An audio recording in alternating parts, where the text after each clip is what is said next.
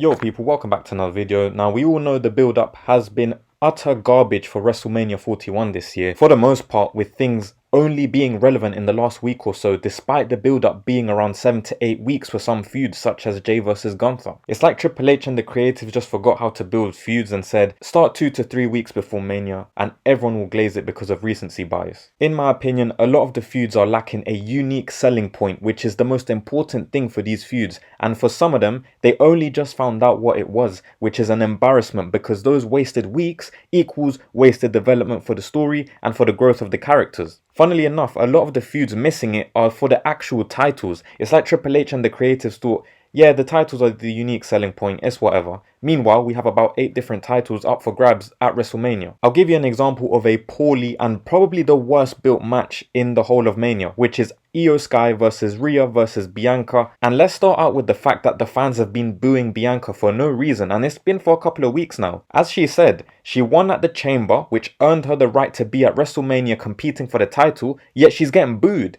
Rhea has done nothing but cry for almost a year about winning the title that she never lost and all these things. She should be the one that's getting booed.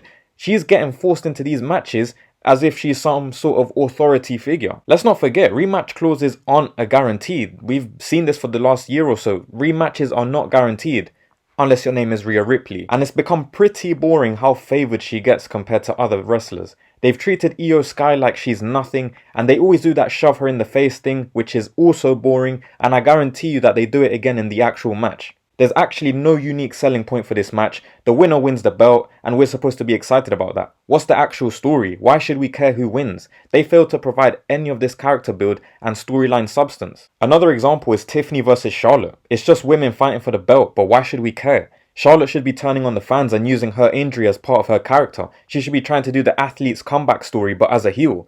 Tiffany should be proving why she's the next big thing in women's wrestling and someone who wants to achieve more than Charlotte ever did. Instead, because of last week's foolery in the promo, the unique selling point is, haha, you've had 3 failed marriages, haha, your boyfriend's in my DMs. No one actually believes that either, so that failed. Another poorly booked one, Jacob Fatu versus LA Knight. Now, I'm a massive Jacob Fatu fan, but why should I be invested in this apart from the title? Yeah, they've crossed paths before with the whole bloodline stuff, but they've only just finished making Jacob have about 1,000 fights against Braun Strowman. There's nothing unique about this fight apart from the belt. It's just like the 2 women's matches that I just discussed about. Even a match without a title like AJ Styles versus Logan Paul has no selling point. It's the usual, if you lose to Logan, you're a disgrace to the company, and Logan just feels like a burden at this point. Triple H thinks the heat Logan gets, it's cool. But it's actual heat because people don't care about him, they don't want to see him there, he's a waste of time. Well done, he gets booed, so does Dominic Mysterio, and he loses every match he has, nothing changes. We need to stop pretending that getting booed is a gimmick, it's not.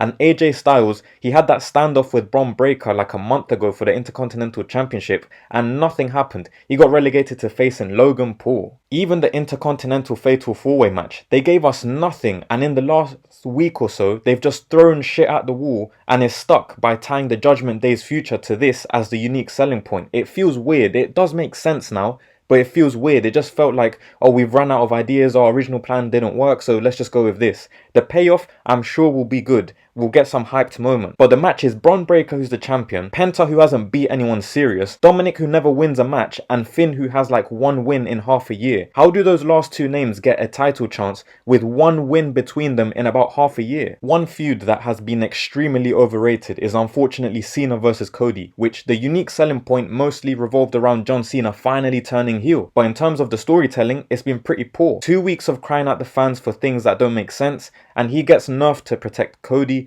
We still didn't get why all of this ties to The Rock, but whatever. Kinda like the Roman match, the names carry the feud. Cody has offered nothing to this feud either. He just gets glazed for not getting destroyed by Cena on the mic, even though he still got cooked. At least they tried with this one, but I'm just not sold personally, and I hope Cena wins this. Now, let's talk about feuds that have been built, for example, Roman versus Seth versus Punk. When it comes to all of those 3, they've actually done good promos when they've all been in the ring at the same time. The unique selling point here is Paul Heyman. Who is he going to favour and everything that comes with that. This match sells itself already based off the names, but at least they added the Paul Heyman stuff so it builds into the storyline. and I'm sure the payoff will be good. The most underrated feud for me is Naomi versus Jade Cargill. Naomi is doing some of her best work that I've ever seen her do, and she's actually been adding to the storyline and to her own character, with the unique selling point being the betrayal and her attack on Jade. By the way, this isn't even for a belt, and it's the first ever women's match that doesn't have a belt, which is going to be at WrestleMania. So big up to both of them for doing that. Even a simple match like El Gran Americano versus Rey Mysterio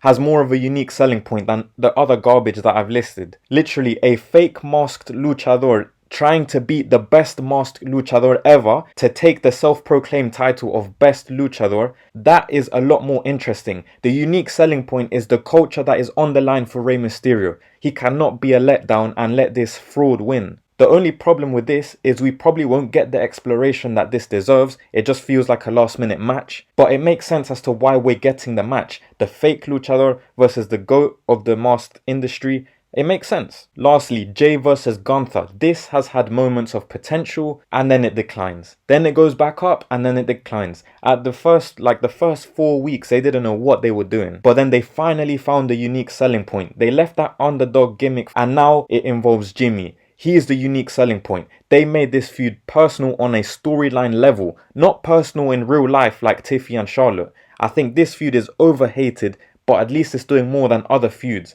This one's catching the most heat, and they're actually doing decent stuff with it. But yeah, then there's Damian versus Drew. It's just two tall guys that are strong that are going to fight because you cost me my match and all of that stuff. It's irrelevant. And there's other matches that haven't been officially announced. So yeah, it is what it is. So yeah, as always, let me know your thoughts down below in the comments. Let me know if you agree or you disagree with what I've said. Which feud are you looking forward to the most at WrestleMania 41? I'd appreciate if you could hit the like button, sub to the channel, and thank you for watching.